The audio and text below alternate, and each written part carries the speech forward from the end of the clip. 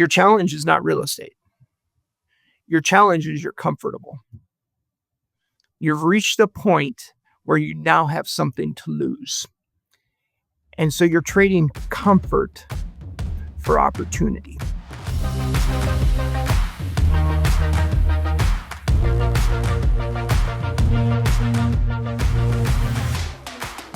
Welcome back, everybody, to this episode of the Pay It Forward podcast. I am one of your hosts, Austin Seward, along with my co-host, Keegan Walls. And today we have the pleasure of sitting down with Marvin Wanders. Marvin is the co-founder of 360 Real Estate Solutions with his wife, Michelle. I'm personally very excited about today's episode. I've known Marvin for several years, both being in real estate and from just starting in real estate. Marvin was one of the few people that I looked up to and was inspired by. So to be able to be here with you today, Marvin, is pretty cool and special for me to learn more in depth about your story and hopefully help myself and help others in their real estate journey, business journey, leadership journey, and the journey of life. So thank you. Marvin is in Sedona, Arizona today. So thank you for taking the time to be here with us. Yeah, it's a privilege to be here. Thanks for thinking of us and thinking of our team and asking us to join today. Hopefully we can share a few tidbits of the lessons we've learned over the years and which can help other people become successful on their journey, whether that's real estate or personally or whatever it may be. So thanks again for thinking of us. We appreciate it. Cool. Why don't you, for those that don't know 360 that aren't local, can you share a little bit about what you guys do, the types of developments, the properties you have, stuff like that? Yeah. So the elevator speech, if you will, of 360 and, kind of what the portfolio is made up of, we started with just duplexes, triplexes, really just for investment purposes, right? My wife and I wanted to control our own destiny in a sense from a financial standpoint. And we started buying around the university, Wisconsin La Crosse, and we just never really stopped. And because La Crosse is a tertiary market, not that size, you can't be an expert, in one asset class. So we ended up with a portfolio that includes, 60 to 80 small businesses we lease to. We do federal government leasing, state of Wisconsin leasing, have warehousing in our portfolio, retail strip centers, grocery stores. But our core business is multifamily. You put all those pieces together that I mentioned, and it really works well for infill redevelopment that strengthens urban cores. And that's what we're passionate about. That's where we're at today on our journey.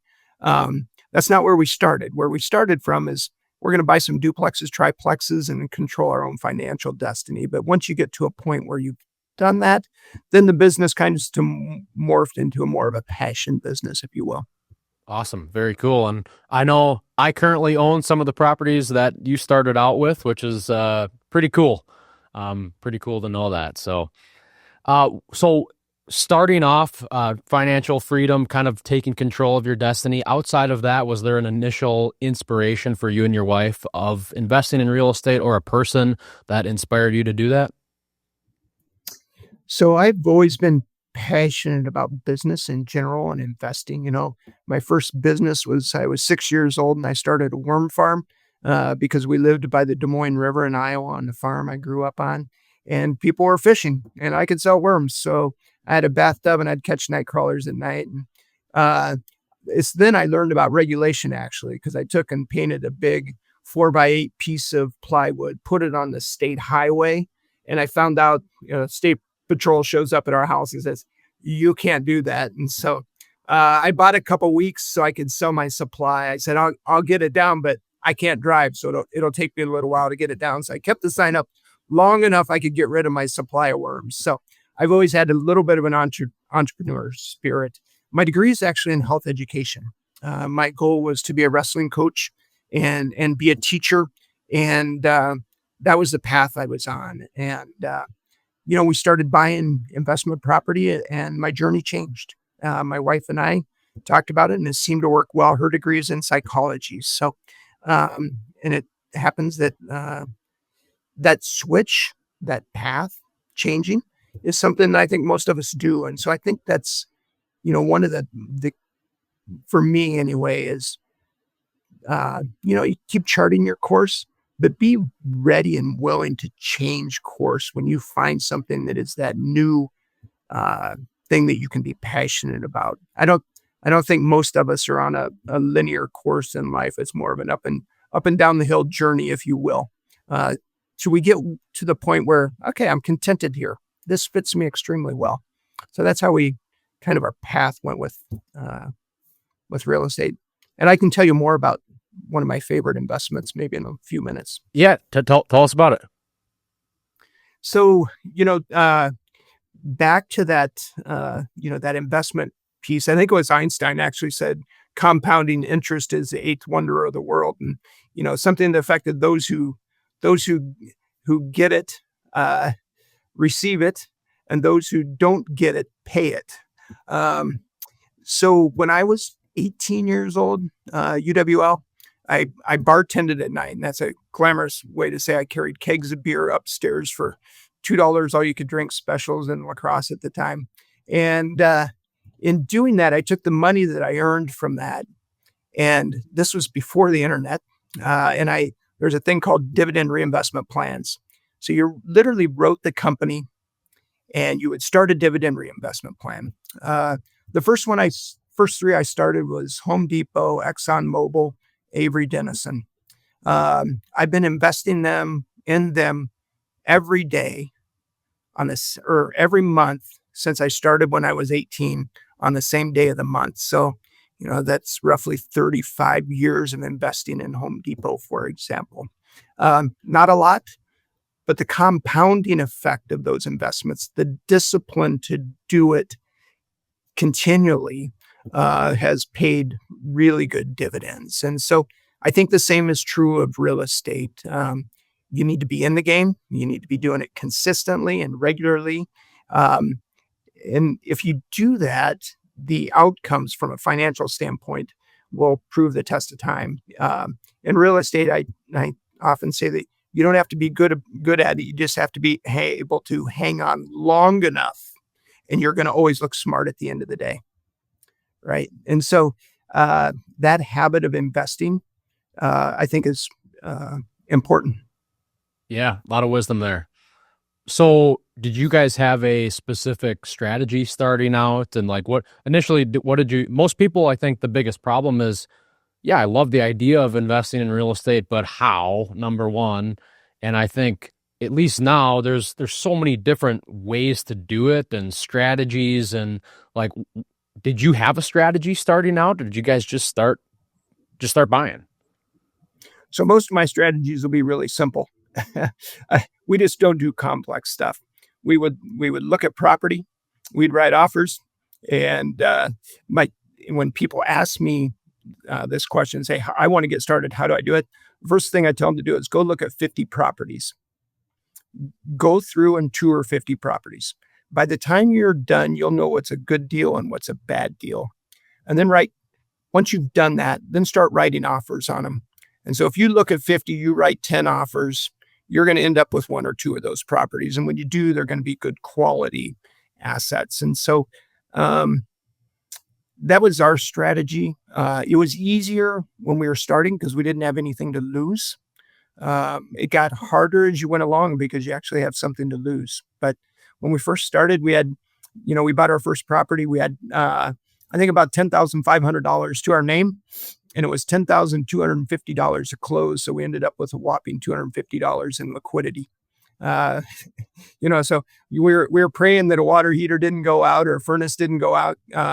We would have had to put it on a credit card probably to pay for it, but that was our journey. But we didn't have a lot to lose either, right? We had $10,000 to lose. And so having that mindset of having the ability to pursue it and go for it without a lot of risk is a unique circumstance. And so the best time to do it is when you're young, because you don't have a lot to lose when you're young. The older you get, the harder it may get, and the consequence could be greater.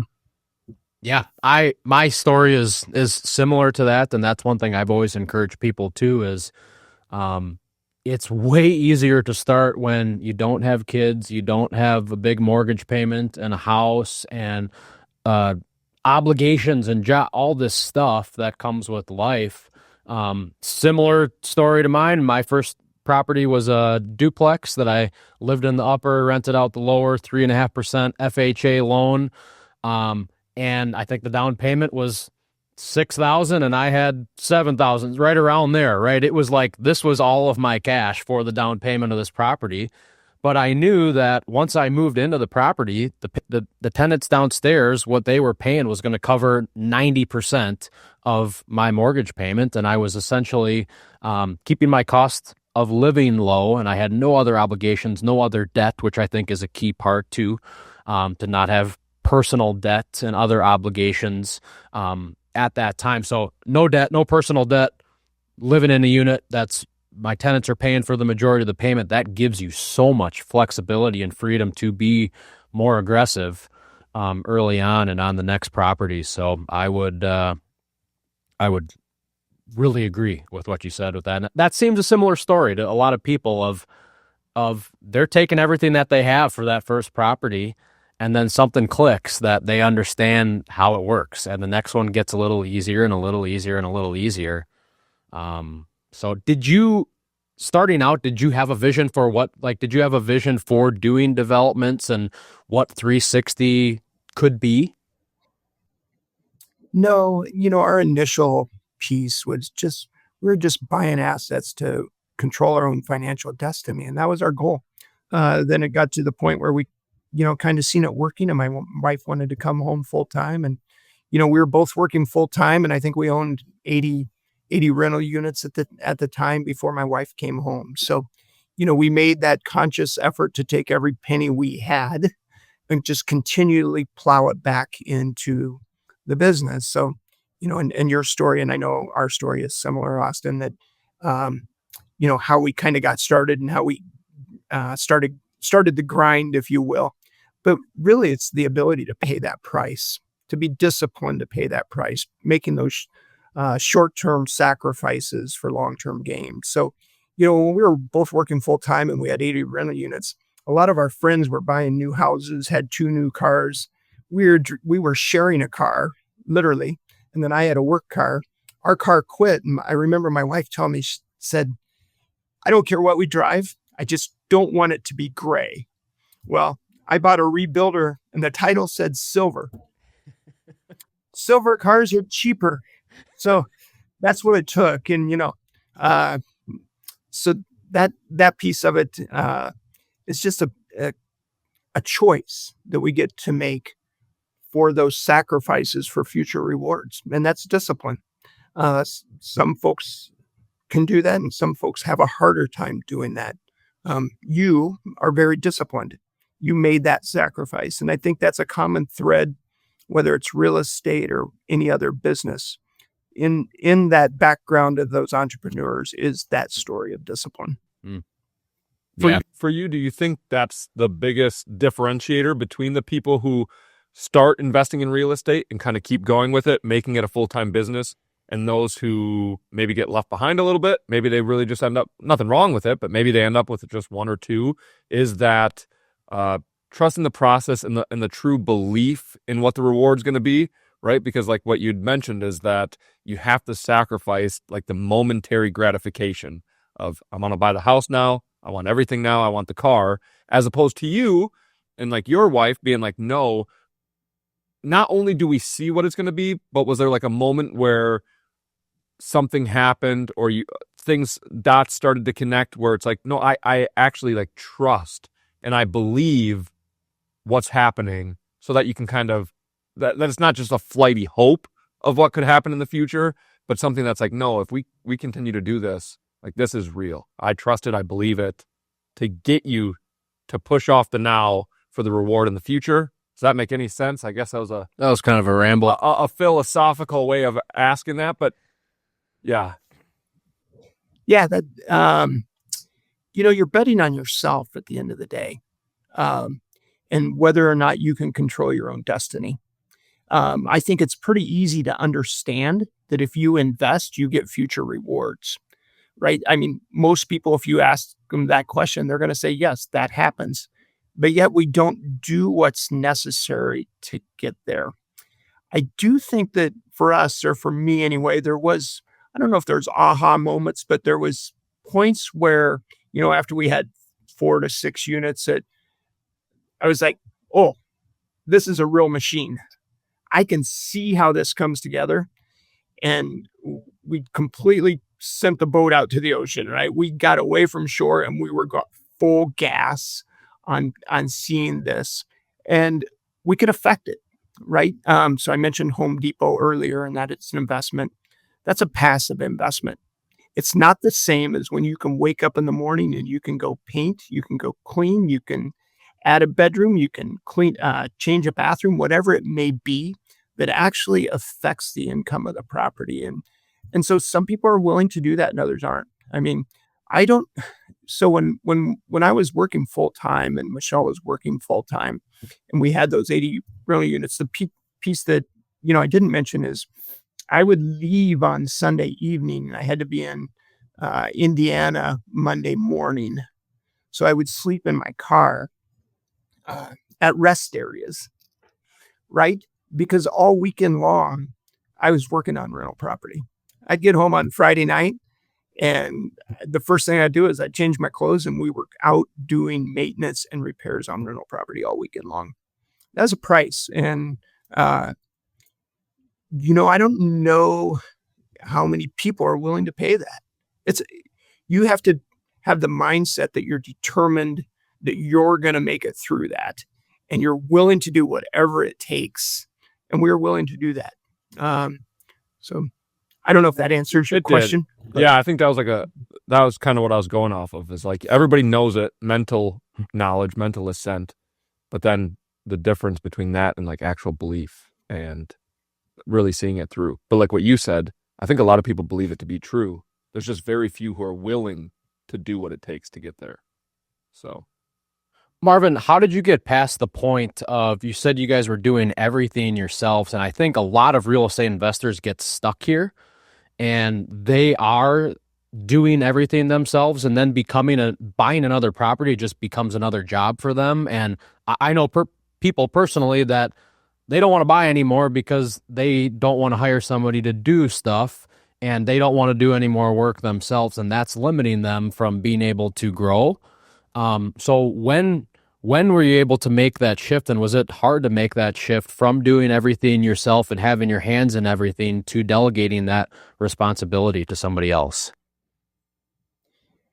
I think in the business cycle, you have this similar event a lot when it comes to growth, and with growth, requires change. And in our business, in real estate, it's a personal decision. Like, are you willing to do the work that's necessary to hire the person to actually replace you so you can go work on the growth of your business? And which means now you have to manage people, right? So, and we've had that similar circumstance throughout our whole business cycle. We have that circumstance now, right? That what we need to do in order to continue to grow the business and move it forward requires us to overcome these hurdles. So, you described a hurdle of hiring a single person. That never stops. And so I think you're kind of fooling yourself if you think at some point it does stop. There's going to always be that constant change in business. The other thing, and I've had some really good mentors over the years. One of them told me is, you can never be a part-time CEO. Once we had started having good growth in our business, you either have to be in it, and if you're in it, have 100% commitment or get out of it. So there's a lot of people that go through the motions. They end up with 20 rental units, 30 rental units. They really don't like their rental units. They like the income of their rental units. They're not really serving the customer's needs any longer. They're doing the bare minimum required to service the customer's needs.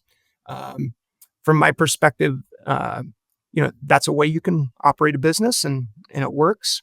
Is it a good way to operate a business? I'm not sure. So those are just choices that people have to make. Our choice, as a company is, we're going to be 100% committed. We're going to continue to grow the business, and we're willing to take on any of those hurdles. There's circumstances that come up in our path. So you mentioned with 80 units, you and your wife are still working full time. So when did you guys make the decision to go into full-time, to be a full-time real estate investor, and then like the birth of 360 itself? Yeah. So, my wife, at about right around 80 units, she left her job. She's a great manager. So she would do all the management side. I would do all the maintenance side. And she took over a lot of the cleaning responsibility. And if we had small maintenance stuff, she started managing that. So we found a few contractors that could work odd and end hours, they as second jobs, and they would relieve some of my pressure at that point. And then, we got to about 100 or 120 units, and then I was able to leave my job. And when I left my job, I actually, with candor, I took about 3 months and I did nothing but bow hunt. I sat in a tree stand for like 3 months straight one fall because,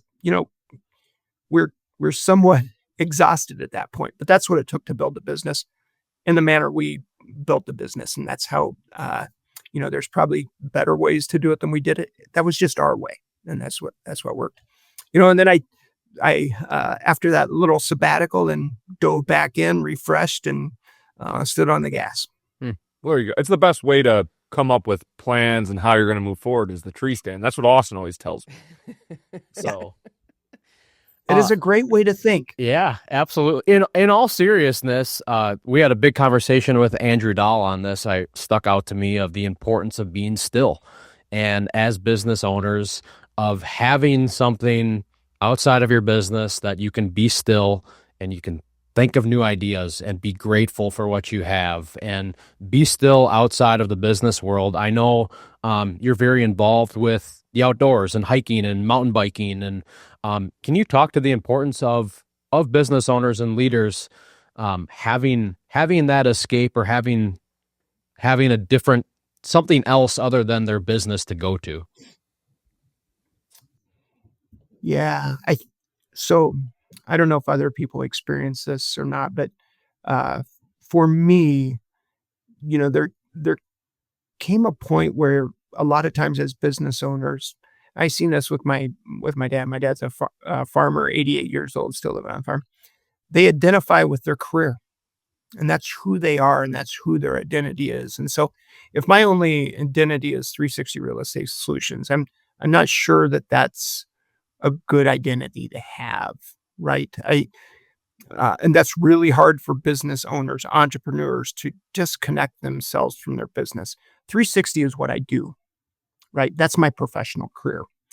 It doesn't define who I am and what I'm all about. There's a lot of other components that are just as important as 360 is. And the outdoors is one of those components for me. And you mentioned it. I probably spend 15 to 20 hours a week on a bicycle seat in some fashion. It's my joy. It adds to the quality of my life. And actually, I do a tremendous amount of thinking when I'm on a bike seat. And it allows me to get away from everything, all of technology, and really think about what I'm doing right, what I'm doing wrong, what I need to do to improve, our environment for our team. Who can I support more? So, I spend that time outside of business, but I'm usually thinking of the business, even in that scenario. And it's really good to get away from the business. I think it's important. And with candor, if I have to be there for the business to be successful, I'm not sure what I've built. And that's the point where I'm at in my career today. If I spend a lot of time thinking about what the business looks like if I'm no longer here. And so my test for me is to be able to build a business so it stands alone and work myself out of a job in the business. And that's the point I'm at in my career. That doesn't mean I'm ready to quit by any means, but it does mean that, there's 50 some families approximately that are supported by our business. And if something happened to me tomorrow that I couldn't control, what does that look like for them? And so I'm really focused on how to build that solid foundation. So I'm getting away from your original question you asked, but kind of going down a rabbit hole here just a little bit. But that's just the point where I'm at in the business. But those outside of activities, the other thing I think that goes along with that is I spend I spend my time with 2 organizations that are in a volunteer effort, and I only do 2 because if I'm going to be in something, I want to be in it. I don't want to sit on a board for the sake of sitting on the board. But I have 2 just because I think that's really important to be giving back all the time and making difference in the community. What are those 2 organizations for you? So I spend a lot of time with the Outdoor Recreation Alliance. I was a board member on that. I still spend a lot of time on that. So that's my main organization at this point. I have a couple other organizations that are similar that I spend time and energy with, but more from a coaching perspective. So working with executive directors of those organizations, right? Because a lot of times, like all of us, they're operating an entity for the first time. And having a support group or a mentor that can help provide some guidance. And that's a role where I think I can add value to what people are doing on a day-to-day basis. So very cool. Let's talk a little bit more about what you're doing currently in new developments. From looking at your website and your bio, there you guys have 4 steps to qualify a new development. What are those? Where was that process born out of? Yeah, so we started out, as I mentioned, with the financial piece of the business, and that's why we did it. We're fortunate that the business grew to a point where you can kind of step back and say, what can we do from an impact standpoint? And I'm fortunate to be in a role now where the projects we get to work on are projects of impact. And so those 4 steps are, and they're pretty simple steps, nothing too difficult here, but it has to meet a very legitimate need in the community. It has to be good for the team at 360, right? So growth for the sake of growth, if it's not good for everybody that's on the team, I think is a problem. And so it's got to be good for the team and create opportunity there. When we're done, it has to positively impact the neighborhood. And if we do that, the 4th component is the community that will then be changed. And we see this in our developments that when we do them, that, from the point we start till the time we're done, the neighborhood changes. And that's pretty cool. So that's the 4 kind of litmus tests that we have in order to say, yeah, should we do this or not? That it's not the only things, but those are pretty high level things. Awesome. And where'd you come up with the name 360 Real Estate? Yeah, so our first name was actually Heritage Property Management. And the reason we came up with that is because we had to have a name for an LLC, and I had an insurance company called Heritage Insurance Company. So it was pretty scientific. I said, okay, Heritage Property Management, there's the name of our business. Probably not the best way to, but I wasn't concerned with the name. I was concerned about the growth that, when we were starting out. And then as we got to a certain size, we said, what are we really doing here? And so we met with Vindy Advertising, local lacrosse group, and through them came up with 2 or 3 names, and 360 just stuck with us. We're in the full circle of, planning, developing, managing. And so that's where it came from. It was credit to Vindy Advertising for putting that together and working with us. That was not our expertise. And so we did what you should do, and that's hire somebody that is their expertise. And that's what we did. Well, that's awesome. And it inspired Austin because when he starts developing, he said he wants to be 720 real estate. So he's going to do 2 laps. You're right. And he probably will. Double the prep, double the development. Yeah. Just kidding. Sorry. Bad joke. That's funny.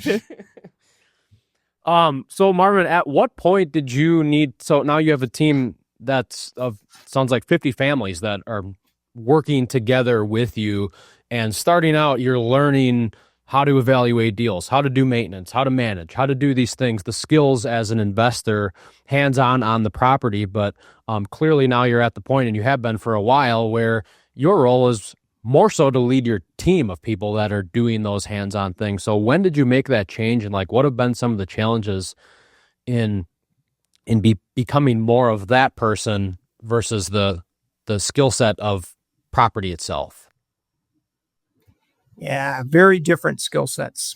I think Keegan said earlier, the behind the scenes guy, and that's my perfect world, actually.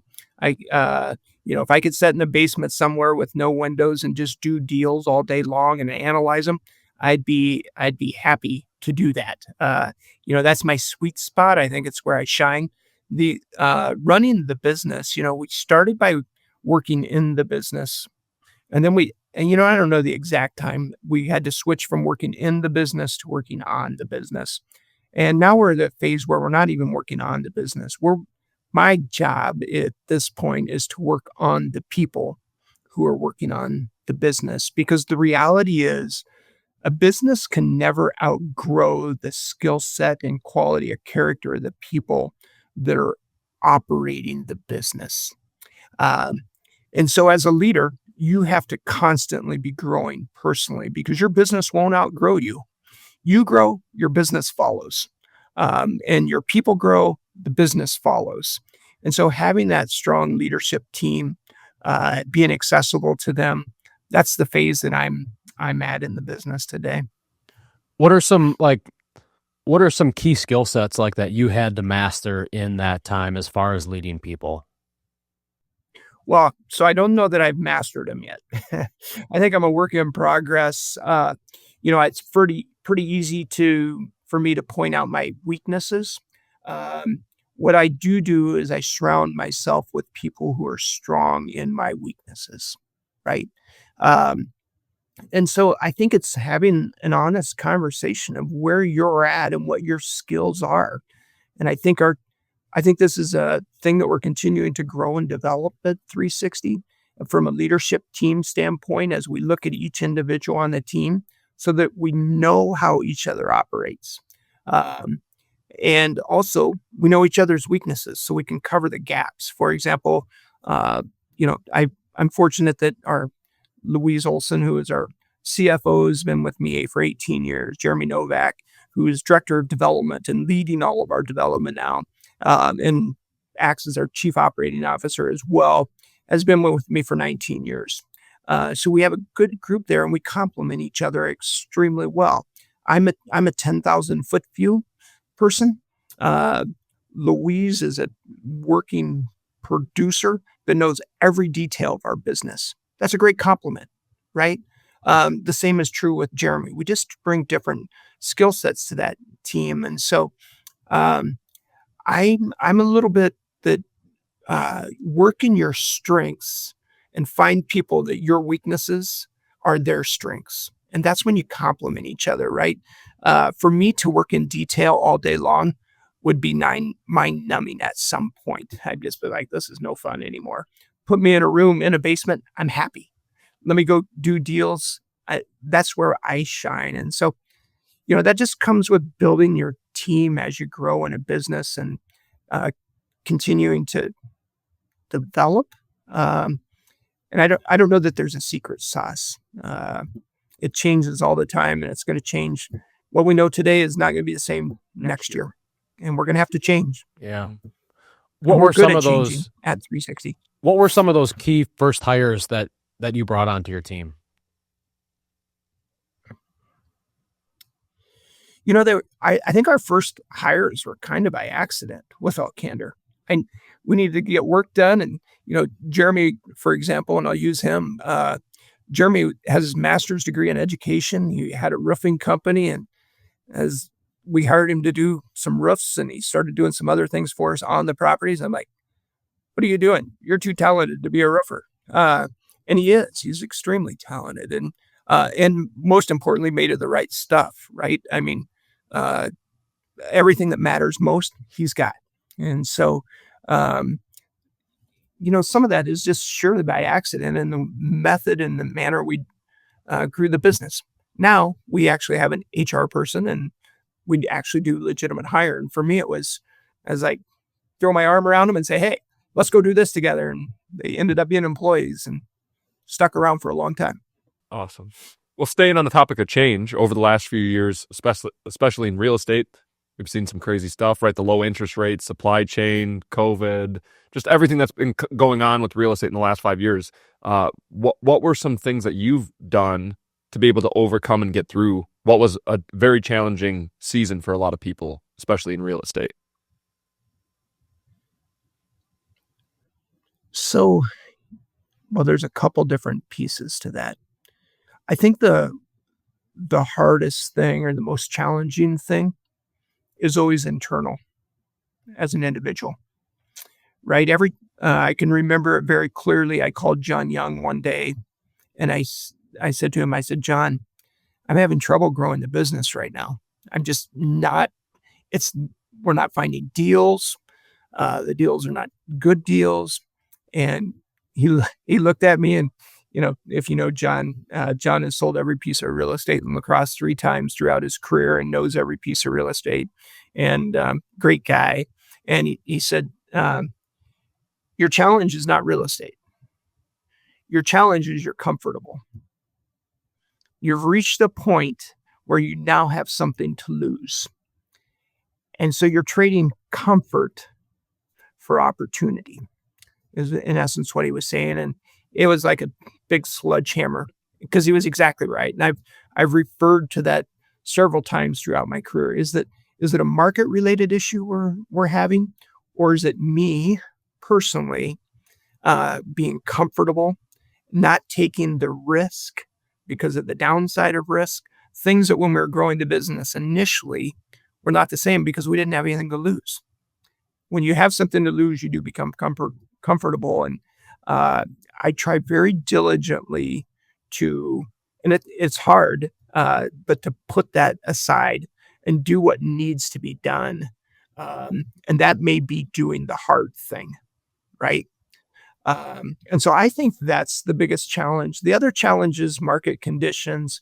Our single biggest enemy in our business is always going to be interest rates. And what are interest rates? That's just surely from an economic standpoint, but we had 07, 08, and we grew through that. We had COVID and we started an $18 million development. We were actually 3 months in during COVID on that development, and, unnerving time, but, and that was part of the course in my career where, I had to, find my own identity outside of 360, right? Because that was something COVID we couldn't control. What I could control is the actions that I could take on a daily basis. And if it didn't work out and we had to start over, not that I ever wanted to do that, I knew I had the skill set to do that. And so I don't know if I answered your question there or not, but I think it kind of comes down to what you brought up in the that's discipline in action at a different scale, right? Before, the discipline was, let's take all of our money and keep buying, but it can be harder to be disciplined when you are comfortable, when you do have properties, when you have cash flow, when you're financially free, like when you have those things and you're comfortable. Sometimes it can be harder to be disciplined in those seasons versus when your back's against the wall and you have nothing to lose. But I think at least that's what I got out of it, is that's your discipline in action, just at a different time. Yeah, and you're never going to get over that as long as you're growing the business, right? We face that today. The size of the deals we're working on are larger. The equity requirements are different. The risk profile is different, right? When we were buying duplexes and triplexes, if we had a bad month, you could manage that. The cash flow is very different in the larger scale properties. And so, you always have that same ability to trade comfort for opportunity. And there's risk with opportunity. And for me personally, at this stage in my life, our focus is just pushing forward as hard as we can, and manage the things that we can manage, control the controllables. I don't know if you remember this or not, but you texted me like 4 or 5 years ago of like the feeling of taking what you have now to buy a single family. It's the same feeling that you get like putting it all on the line for an $18 million development. That for me, that's a $1 million, $500,000 property. It doesn't end. It's the same feeling. There's no, you don't make it, and then that goes away. If you are continually reinvesting and are disciplined and want to continue doing that. So that always stuck out to me when you said that doesn't end, right? So how do we keep growing and strategically know that and be smart with that? But that's always stuck with me when you told me that. Yeah, there'll never be perfect conditions for being in the real estate business. And so you're always going to have that risk profile associated to the market conditions. So we throughout the course of our career on many occasions have, in order to grow the business out of necessity, pretty much put everything on the line to do what we needed to do. And so that changes who you are, right? There's a lot of people that don't have that opportunity, but it's a development that is a strategic, what's a strength for you personally by willing to not only do it, make the decision to do it, but then also getting through it, being willing to pay whatever price is necessary to get to the other side. And once you've done that a few times, you do get, this confidence within yourself. And you also, come to reality, if I have to do it again, I can do it again, which is a pretty comfortable feeling, right? It's a contented feeling knowing that. Are there any of those circumstances or obstacles that stick out in your mind of either a huge risk or an obstacle you had to overcome that really, again, stick out in your mind to build that internal or mental fortitude? Yeah, so I intentionally do hard things a lot, just because I think it's healthy. So I sign up for bike races. Every time I do a bike race, I get 2 hours. So I do 100-mile bike races, mountain bike races that, can take from 8 to 16 hours. And every time I do them, I get like 3 hours in. I'm like, I am never doing one of these again. And the reality is it takes you to a dark place. You're just like, this sucks so bad. And then you get further in and the suffering you have to get through, that's really healthy. And that's the reason I do it, because it brings, it finds out who you are and the character side of you. It builds grit within you. And you're willing, there's a mindset when you're willing to do hard things and go through the process of doing hard things, that creates fortitude, right? So if you want to get on a bike seat and go for a 100-mile bike ride, let's go. It's going to hurt. It's going to suck, but we can do that and we can get through it. And so I intentionally put myself in those set of circumstances, that create that grit. And I do it professionally too. So I think earlier on I told you what time I got up this morning, and, having that tight schedule and that, putting in the hours that are necessary related to the business, becomes very important in building that personal fortitude, if you will. Yeah, that's really good. And that's a common thread. You are a biker, so you do biking, but we've had people talk about, and Austin's talked about it, like fitness journeys, weightlifting, whatever it is. There is this connection to this physical discipline that's going to change like your internal discipline as well. And so that's really cool. That's why we love sports. But for you, yeah. I'm going to be honest. I don't think I need the 3-hour mark. Like right now, hearing you explain it, I'm like, I don't think I want to ever do it the first time. So, but yeah. I'll send you some entry fees. Okay. We'll get you signed up. We'll get you signed up for some stuff. And the crazy thing is people pay a lot of money to go through that too. Yeah. We pay the money to suffer. Correct.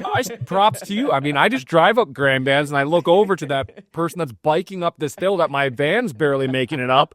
And I'm like, you are crazy, but I mean, good on you. I mean, I'm struggling and I'm only pushing a pedal. So good job. Marvin, we've talked to a lot of successful people, and just it's just screaming at me in this conversation and it's a common thread too and you brought it up at the beginning. Nothing I'm going to share with you is crazy. Our strategy's simple. We have discipline. We've been doing this for a long period of time.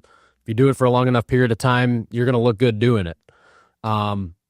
Everything you're saying, there's nothing mind blowing about it at all. You were up at 4:15 this morning, getting your 8 hours in, even being down in Arizona, your team's here, like doing hard things, showing up, buying consistently over time, keep continuing to doing the right things for a long enough period of time, and you will be successful doing it. That's just really, really sticking out to me and is admirable to see that and to hear that. And so many people, especially now, want things now, and they want to be you now. That doesn't happen. So I think just continuing to do the next best thing and continuing to do that for a long enough period of time to find success is a huge common thread amongst anybody that we've talked to. That from the surface look really sophisticated and successful and have a lot going on and these crazy strategies and systems and like that. It didn't start that way. So thank you for sharing that. That's, I don't know, it's been inspiring to me just hearing that. So, tell us more about, you guys are now investing outside of the La Crosse area, in different markets, for sure across Wisconsin. I don't know if you're in other states as well, but how do you guys identify what new markets that you want to go into? Yeah, so we kind of have a model of, wanting to do things that have high impact in communities. And the reality is, that world becomes fairly small. When I say that world, I mean the professional group that is economic development, is city administrators.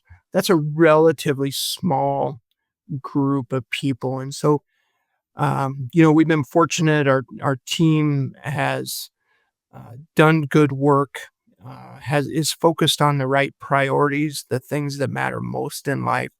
And that resonates with communities. So we actually get communities calling us on projects and sending us RFPs on projects. And that's a credit to that my teammates at 360 and the work they're doing and their passion. And that's from top to bottom.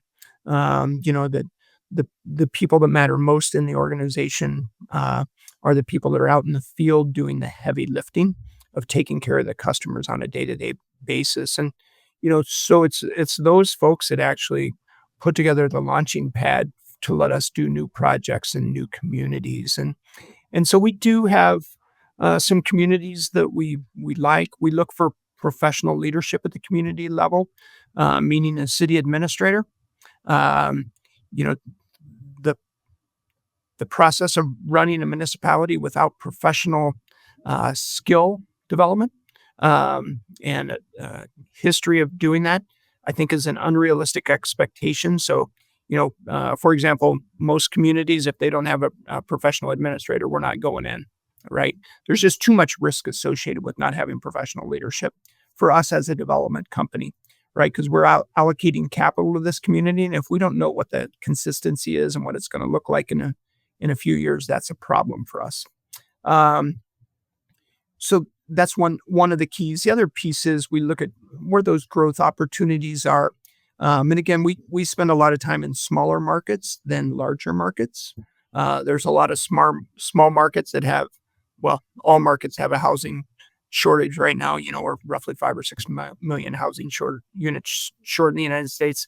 And so it's a need everywhere. And we're supplying that need. So we're an obvious choice for communities. Communities need developers for that housing, for economic development, right? For the places of business within the communities. So, as a developer, that's a unique position to be in, where we have a short supply. That supply is literally a hangover from the housing crisis of 07, 08. We've never recovered from that. And there's circumstances that are not allowing it to recover now. So, do you ever think we will be too deep? Yeah. Do you think we will be at a point where that stabilizes and it really doesn't make sense to develop anymore? in the Well, foreseeable it's future? it's directly related to population growth, right? And so it's pretty simple math at the end of the day. If, in 2007, 2008, we had approximately 3 million kids graduate from high school and we had 50,000 housing units built. You do that for enough years, you got a problem. And that's the scenario we're in. Um, right now in the United States, entitlement cost for single family homes, the average price just went over 400,000. 100,000 of that is entitlement related costs. So people are paying 25% additional cost just because of the entitlement. Now we need entitlement related things, but it's overburdensome, and the end consumer is paying for that, and then it's literally restricting housing supply in the country, right? So if you had to go through the same process to get groceries, there'd be mutiny in the streets. We've literally rationed housing in this country through the entitlement process. It should be almost impossible for somebody not to build a home. That's not the case that we have today, and it's a huge problem for us as communities. I mean, there's no question why we have homelessness across the country like we have. It's simple. We don't have enough houses. It's not hard. So we're looking for solutions that don't exist. Go ahead. Explain what you mean about the entitlement cost.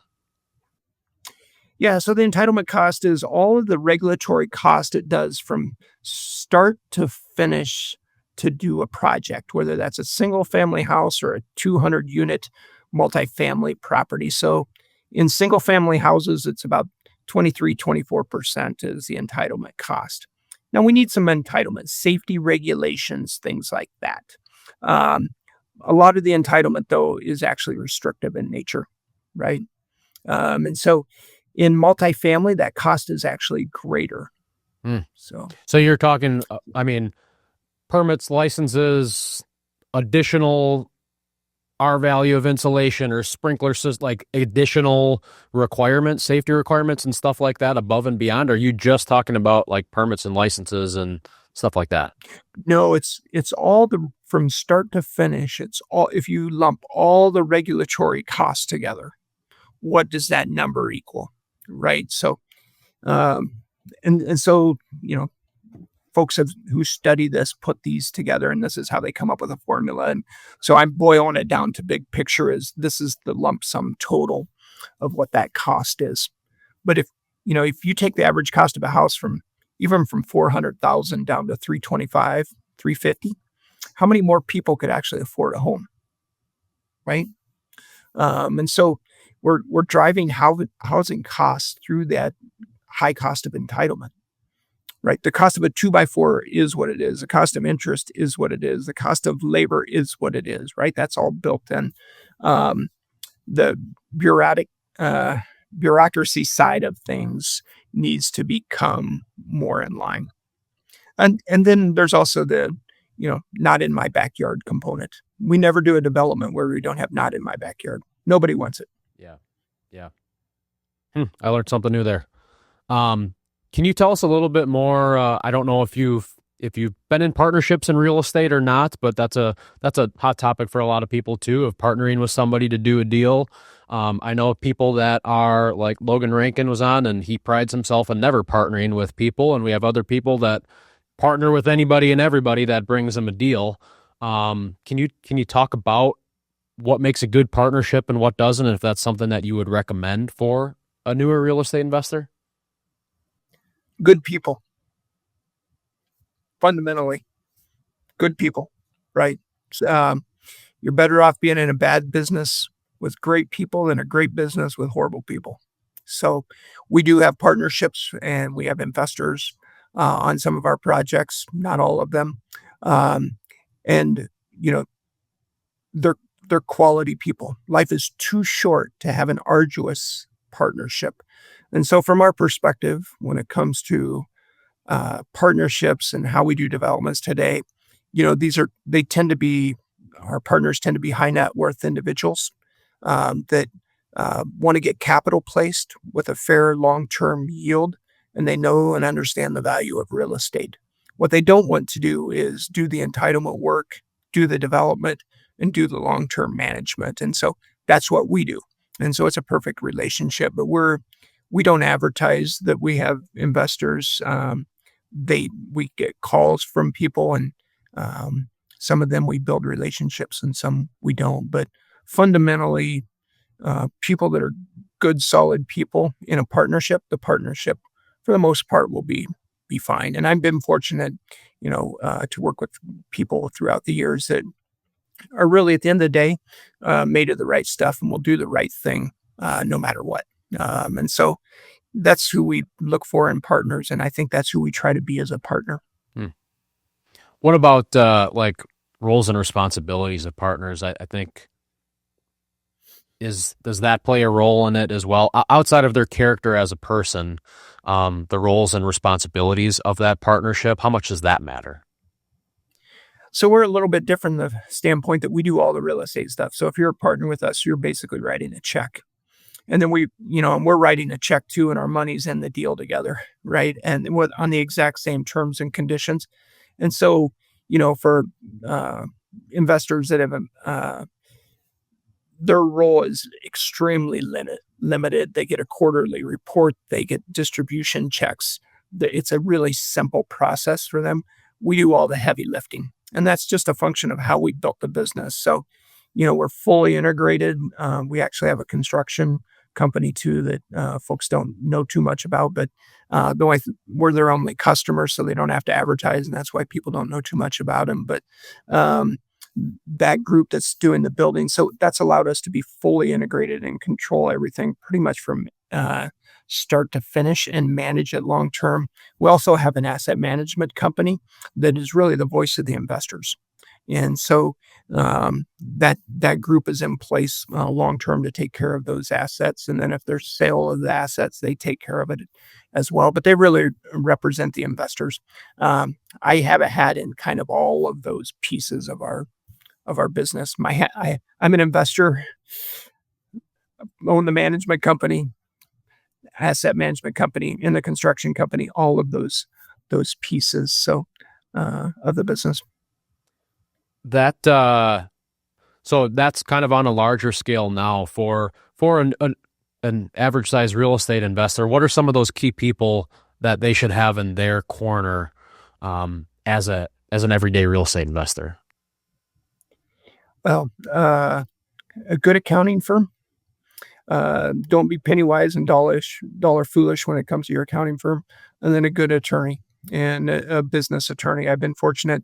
Our business attorney, Kevin Roop, he drew up our first LLC 26 years ago, and we're still working together today. He's the general counsel at 360 and works on all of our deals. And so, those two roles, the accounting and the legal, I think are critical if you're going to be in real estate. And then that goes into the partnership piece too, that, if you're going to have partners and put some sort of partnership agreement together, if they're operating partners, that's probably different than, what we're doing as investors.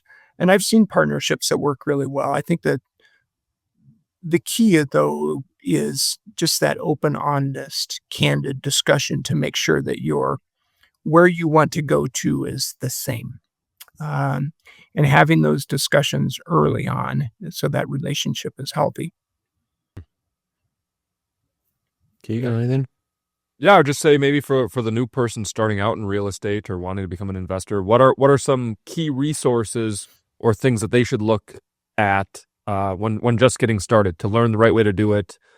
Maybe you have some books or resources that have inspired you. Well, so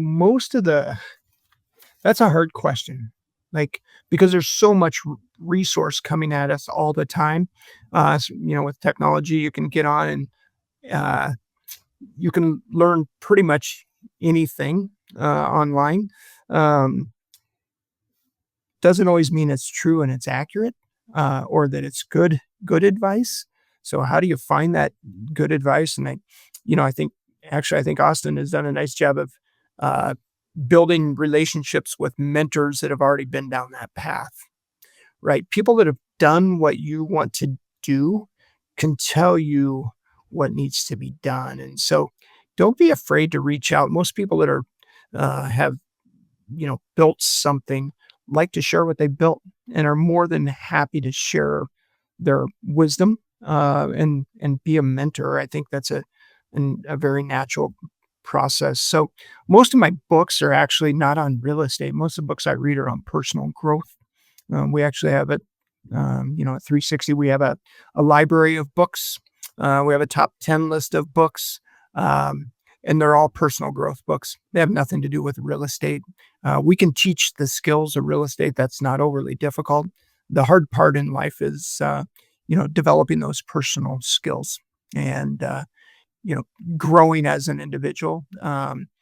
So I don't know if I'm getting too far off topic from what you asked there. No, but that's great. And then off of that, for you personally, not the real estate side, but more of that leadership, personal growth side, like what are some values or some lessons that you hope to pass on or instill in the next generation or your team or just people in general in our community? Yeah, I'm as much concerned with who our people become at the end of the day as I am with what our real estate business becomes, with candor. That individual personal growth, I think we have a lot of people that have been with us for a long period of time. And I think some of that has to do with the culture of that personal growth that we've created. And we practice the virtues with intentionality within our organization. And I think that's important. And people that are attracted to that tend to be great long-term teammates, right? Because they put out front those things that matter most. And that comes down to personal relationships, right? And how we treat others and how we act in our day-to-day habits. And so, most of the things that the skill side is easy, the personal growth is hard. Having a team that can support you through that personal growth, I think is critical. And we try to create that within the environment of who we are at 360. I think the other piece is it's really hard not to look at it through the lens that you have. Meaning, sitting in my role with my experience, it's hard for me not to put expectations on people that are at a much different space than I'm in currently today, right? And so we intentionally, as a leadership team, look for and find small little steps of growth within our people, and we celebrate those. I'm not a big believer in aha moments, and I know some people that have aha moments that they actually turn their life around and change them. That's just not the reality for most of us. Most of our life growth is little steps on a day-to-day basis. It's hard as a leader to always acknowledge and recognize them because the leader has usually already been through that. And so with intentionality, we work on finding those pieces of growth within our team. That's great.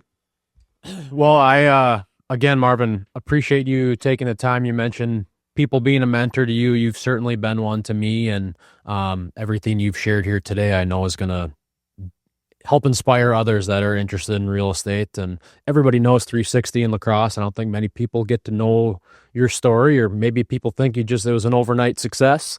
So it's cool to hear your story. It's cool to hear that it's a simple story of discipline and hard work and consistency and doing the things right and surrounding yourself with good people and doing that over a long enough period of time. So, again, thank you, me personally, of being a mentor to me and to others on this show. So if there's one thing you want to leave our listeners with, the younger entrepreneurs, leaders, people aspiring to make something of themselves, what would that be? Well, that's a hard question, Austin. I kind of, how do we put that all together? I can only, at the end of the day, there's only one person we can control, and that's us, right? And we get to make hundreds of decisions every day, and those are choices, and those choices become habits, and those habits produce outcomes. And so, I would encourage people to work on yourself first. It's easy to find the fault in others. It's really hard to find it in yourself. And, for me personally, Um, my mantra is just always do your best. Just put your best foot forward, whether that's in your relationship with your family, if that's in your relationship with your kids, when you're showing up in a work environment. What does great look like? What does your best look like? And if you do your best in that environment, and your impact will spread. So, and you don't have to get it right all the time. Life is a process of growth, and so, what's your best today is not going to be your best tomorrow. That's going to change over time as you develop skills. So, put your best foot forward, and ask, what does great look like in this set of circumstances? What does great look like in this relationship? My part, what does great look like? Not what that other person, because the reality is, you only control one person. Every other person you influence, and their choice is their choice. But your choice is yours. And that choice is, I had a football coach in high school that said, there is no gray area. You're either getting better or you're getting worse. And so your best is getting better and giving more to others. So I think that would be, I guess that's my own personal mantra and how I live, and folks can take that and use it however they want to use it in their own personal life. Awesome. Yeah. Well, thank you again for being here. If people want to rent an apartment or find out more about what you're doing, where can they go to learn more about 360? Yeah, it's real simple, 360.bz. So 360.bz, and takes you to our website, and then you can find all the appropriate pieces based on what your interest is within the organization. And I just want to say thank you for having the team at 360 on. I'm the person here, but it's really representing the entire team, and I'm fortunate that to work with a great group of people who are growing every day and getting better. And we're going to keep doing everything we can to do high impact projects that change communities and add value. And we'll be cheering you guys on. I love watching other people become successful and carving their path, and hearing their hard knocks and the war stories of business, and not only business, but their personal life and the things they're doing to get better in that aspect. So we're cheering you guys on. Awesome. Really appreciate it. Thanks so much. Hey, everyone. Thank you so much for listening and supporting the Pay It Forward podcast. If you want to find out more about how you can support the podcast or become a sponsor, please click the link below or visit our website, payitforwardpodcast.com. Again, thank you so much for your support, and we hope that you can find a way this week to pay it forward.